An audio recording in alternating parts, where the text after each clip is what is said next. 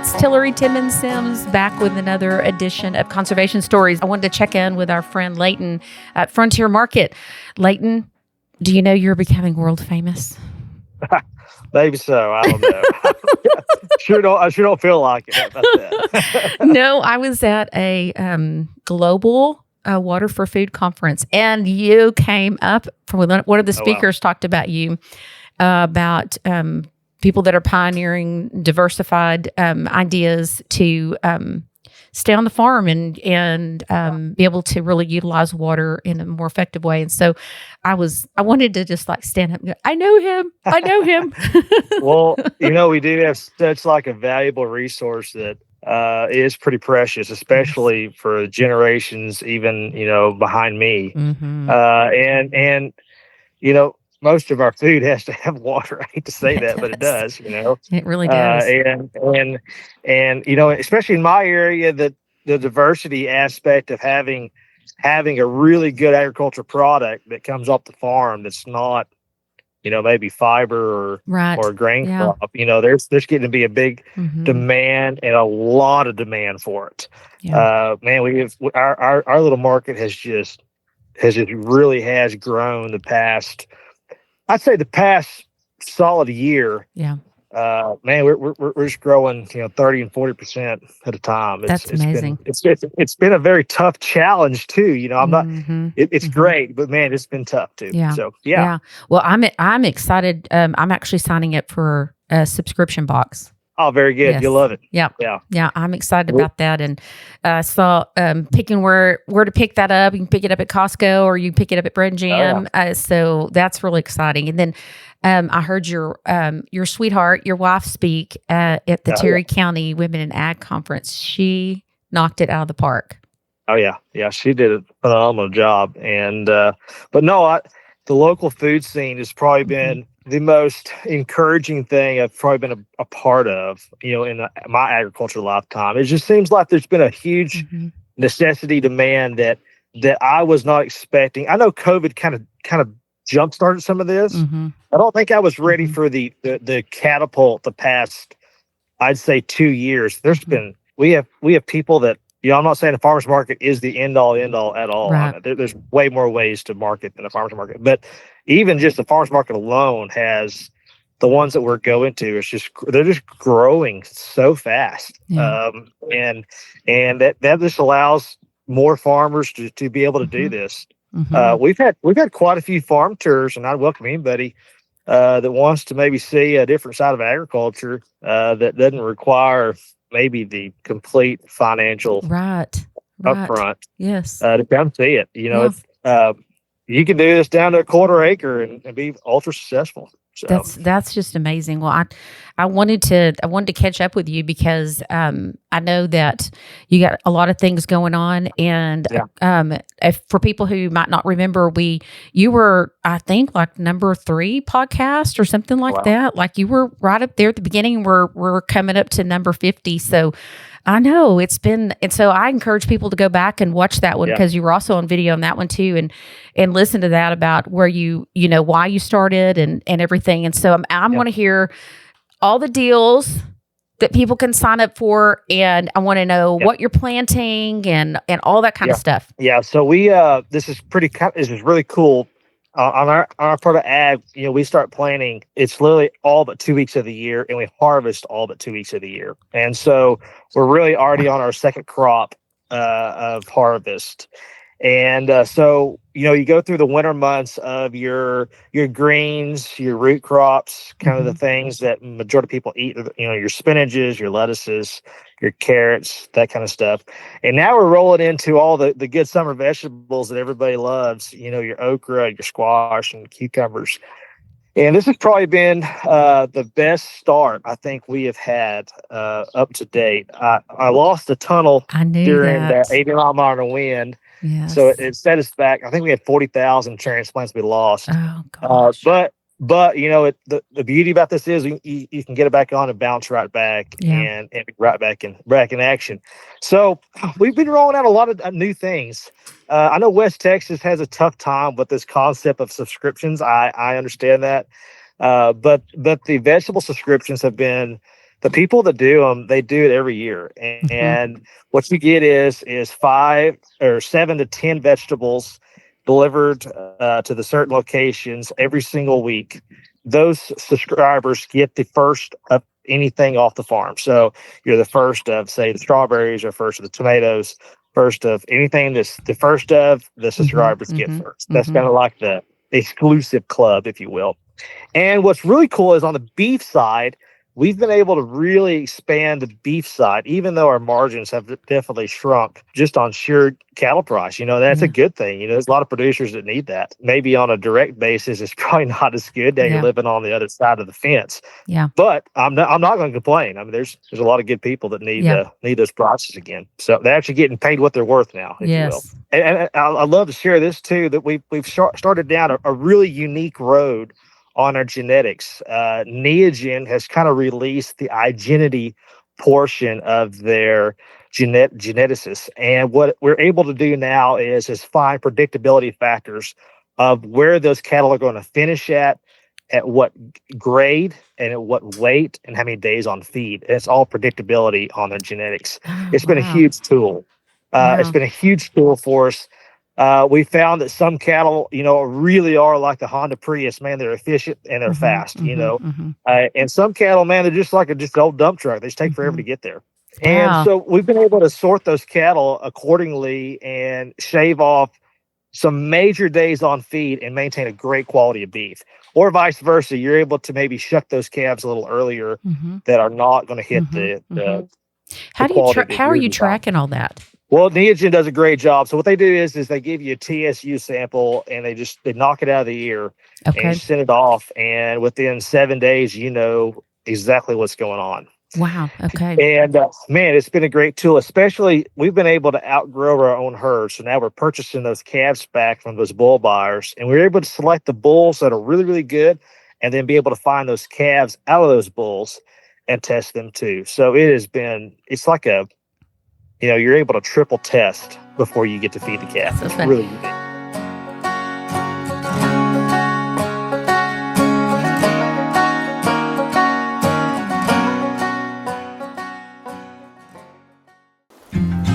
Out here on the Texas plains, water is everything, and there's a resource that's as vital as it is fragile: our playa lakes. These lakes are nature's reservoir, catching rainwater to recharge our aquifer and provide lifelines for wildlife. But now they need our help.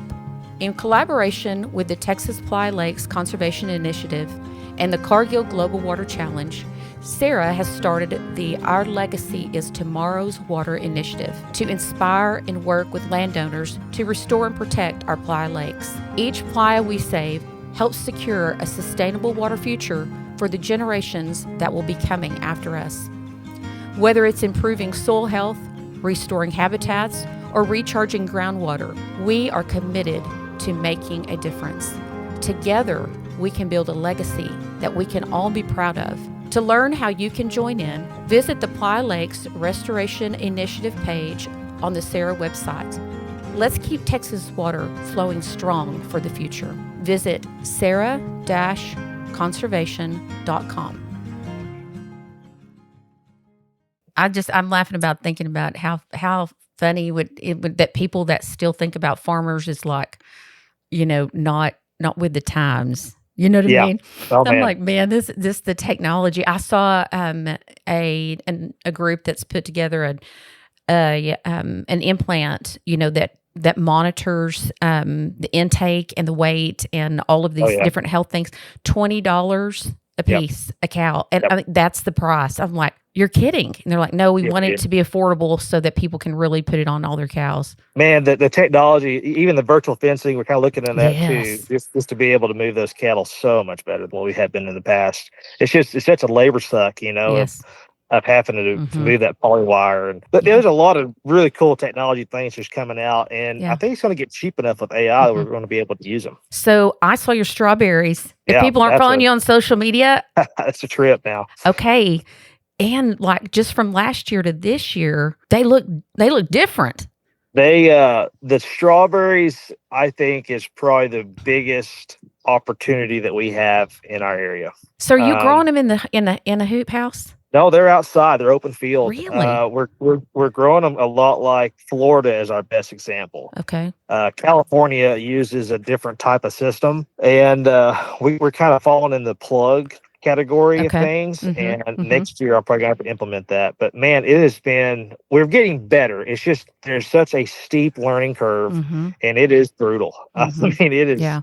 There's not a lot of resources, especially for our area, but I really think they fit here very well if we can kind of, twist the knob, if you will. That's Uh, amazing. yeah, they are. Another one that you probably wouldn't recognize is on the strawberries is how much fertilizer they take. It's if anybody says Mm-hmm. they want organic strawberries, I'm out. Yeah. They take so much fertilizer. It really kind of equates to like a 300 bushel corn crop. That's how much Wow. fertilizer they take. Yeah. And man, they're demanding, but the demand is ultra high, and if you can produce them, you have them sold. Mm-hmm. It's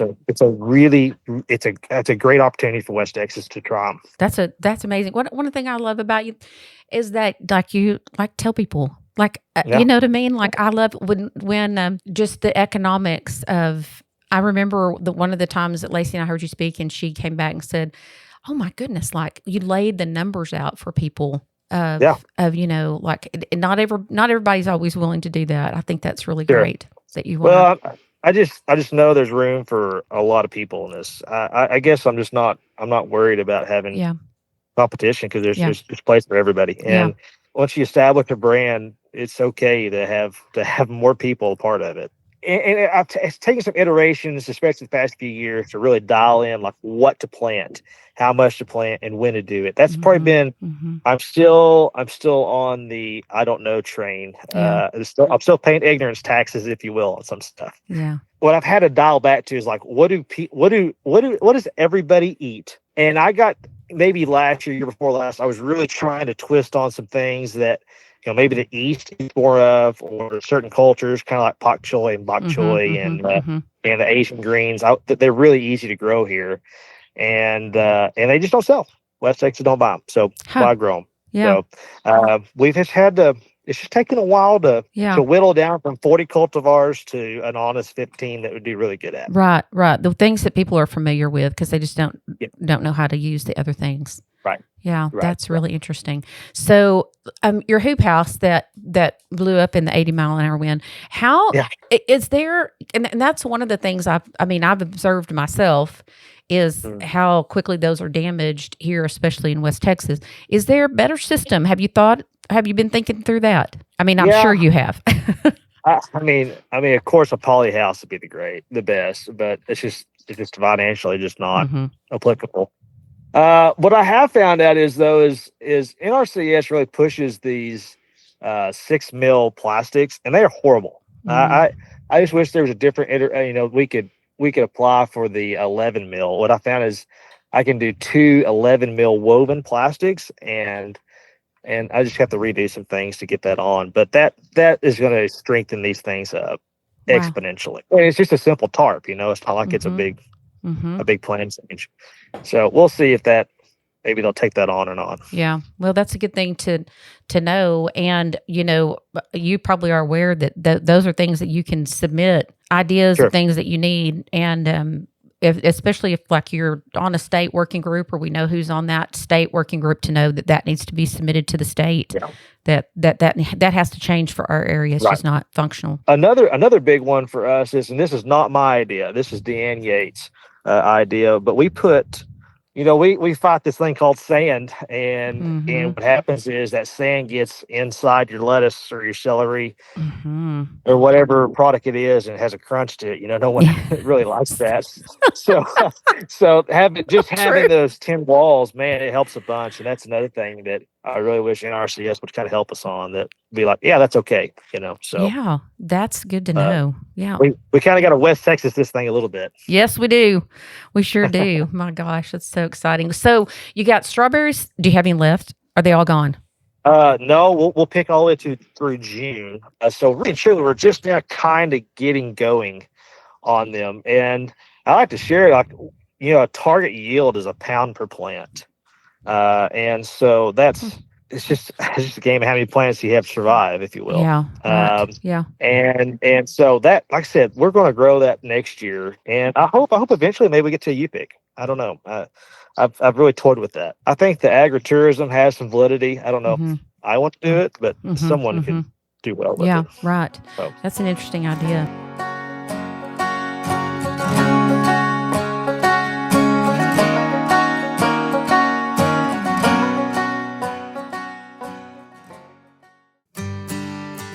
Today's episode is brought to you by Evan Stone with Clear Rock Farm and Ranch, part of the Clear Rock Realty Group in Lubbock, Texas.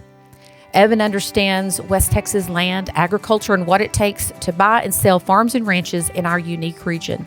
If you're ready to make your next move, trust someone who knows the lay of the land. Visit Evan at clearrockrealty.com, serving Lubbock and the surrounding communities. Clear Rock Farms and Ranch, your partner on the plains.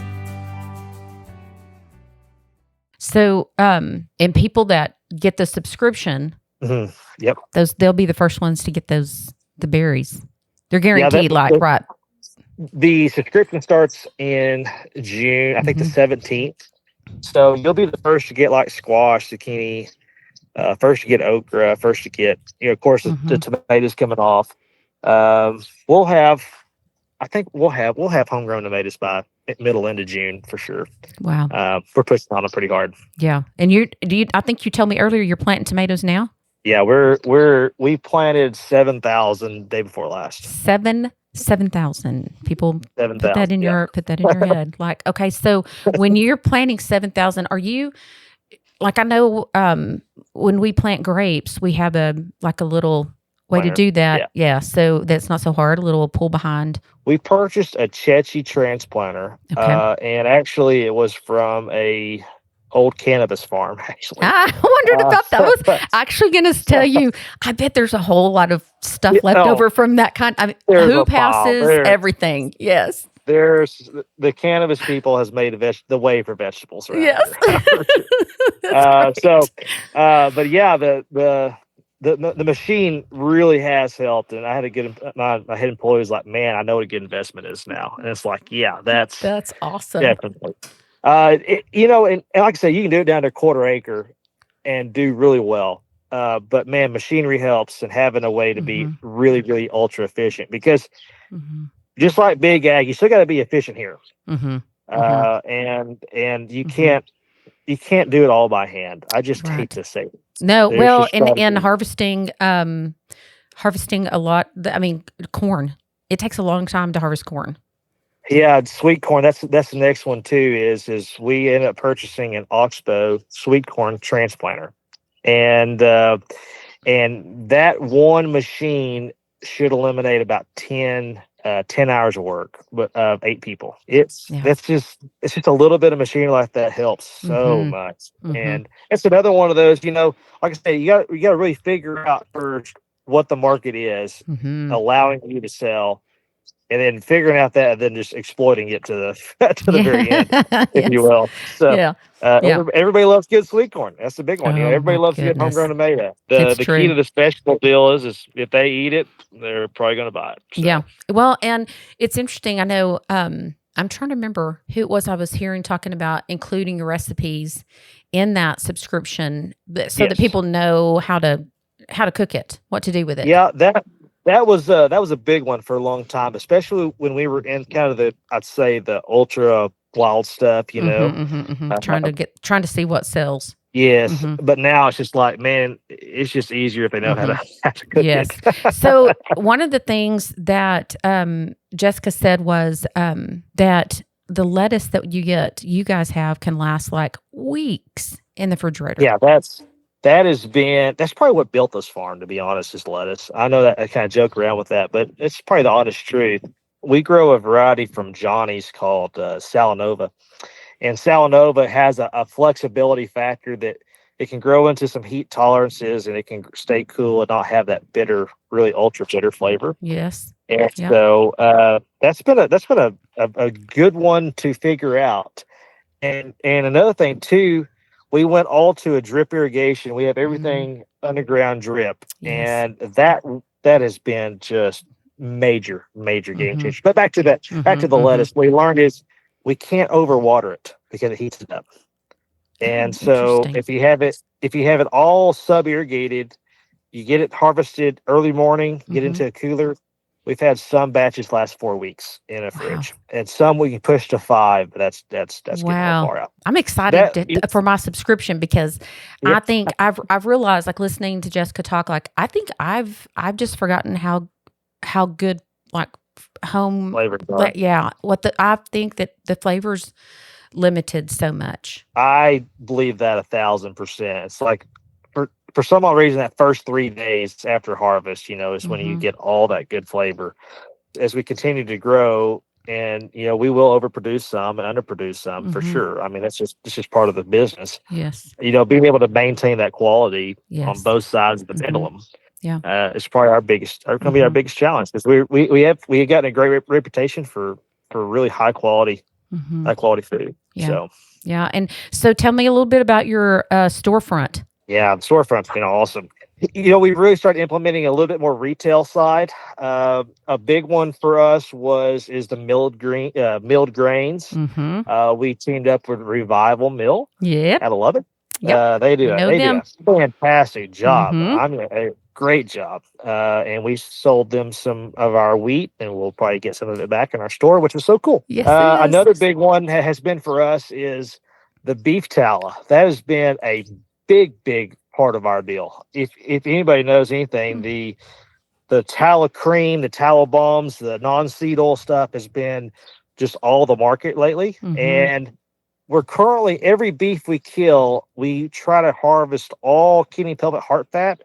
It goes to a lady that has really done a great job.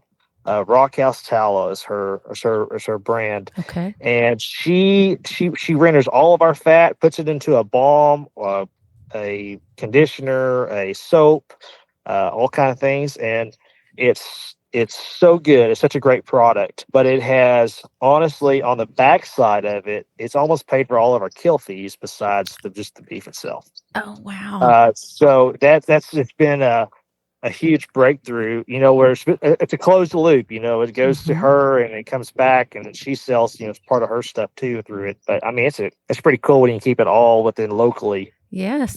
Yes. And then no waste. No waste. Yeah. They call that circular economy. There you go. And 10 years ago, that, or even 6 years ago, we'd have thrown all that fat away. It would never even been harvested. Yeah. So, yeah. That's exciting. That's been a big one. We've implemented some wines. For a long time, we had a wine event, and then they could come through the summertime and get their vegetables and beef. But yeah, the retail store has been good. I don't know if I suggest to the next guy to do all this at the same time we did, but I guess baptism by fire. Yes, exactly. Well, I will say, like every time I see that you guys are going to be having the cheese rolls, I'm like, man, Plainview, it's just 50 miles. The next step for us, and this is, I'm pretty happy to announce this too. I'll announce it on here. Our next step for us is we just almost got our commercial kitchen done. Oh. And we're hoping to be able to take this product all the way to a casserole, all the way to pico de gallo, all the way to pickles, all the way to green beans. We're so close to that. We have a few more steps to kind of get it all. Oh, that's so exciting. There's I've met a company, they're I think an Italian company, and they make like small size, like processors, like for canning and things like that for small growers. And man, that would be really fun to see. Yes. So that's, like, I do know, like those big weeks that you have just a monstrous amount of cucumbers or squash. We have a guaranteed outlet. Right. That's exciting. That's the next, and it's just going to create another set of challenges, another set of great things, and that's kind of where we're trying to expand our storefront into. So we're just going to have as many outlets as we can on some of the stuff. So well, and people don't know this, but like you're kind of right there in the pickle capital of Texas. Yeah, Best Made is in our backyard. Yes, they are. They are. So if you buy Best Made pickle, the cucumbers are probably coming from the Plainview area. They are. Yeah, Health Center is, and us too. They grow a ton of pickles here. Yeah. great company too. Yeah, exactly. Well, thank you so much for the update. And I'm super excited. I'm excited to start getting my subscription, which I think it said June. I thought it said the 6th, but maybe it said the 16th. Oh, I'll give you 10 days. I'll give you the 10 days. We'll see. We'll see. Yeah, I may need them. Yes, you may. Yeah, I encourage any, we've had a lot of tours from big producers, 25,000 acre plus producers that's came to tour here. And we've had, a lot of small producers too. I'd encourage both of them, to really come and maybe see a really unique, different side of agriculture that probably wouldn't be expressed as much. Well, I appreciate it. You are you're doing a great service. The people that are listening and watching, like you are the one that's putting in the work and doing the risk, so they can have what they say they want: locally grown food. And here it is. It's in their backyard. And another thing I too encourage, probably the last one is you don't have to be organic. Like, it's okay to not be organic. It's probably better not to be, if you will. It's just less regulation, and I don't think you'll get paid for it, if you will. Yeah. So a lot less risk. Yeah. And so I mean, there's a lot of things that maybe the stereotypes tell you need to be, and you don't have to be. Yeah, that's really exciting. Layton, thank you for giving us your time, taking time out of planting tomatoes, and we'll let you get back to work. And best of luck, and we'll check in with you again maybe midsummer. All right. Okay. Thanks. Bye. Bye-bye.